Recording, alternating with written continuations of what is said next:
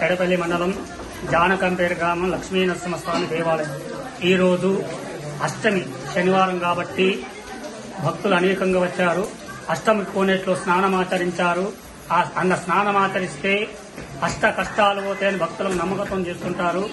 అష్ట ఐశ్వర్య సంపత్తి వస్తుందని చెప్పి, నవగ్రహ దోషమున్నా పోతుందని చెప్పి, సంతానం లేని వారికి సంతానము, సంపద లేని వారికి సంపద కలుగుతుందని చెప్పి ఆ కోనేట్లో స్నానమాచరించి ఓం నమో నారాయణాయ అనుకుంటూ 8 ప్రదక్షిణాలు చేసుకుంటుంటారు.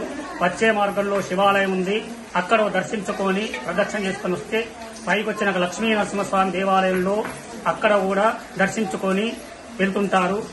పోయే మార్గంలో ఆంజనేయ స్వామి టెంపుల్ ఉన్నది, అక్కడ కూడా వెళ్తుంటుంటారు. ఈ రోజు కూడా సత్యావ్రతాలు కూడా బాగా అవుతున్నాయి. చాలా భక్తులు వచ్చారు. వచ్చే శనివారం 23 తారీఖు నాడు కూడా అమావాస్య శనివారం ఉంది.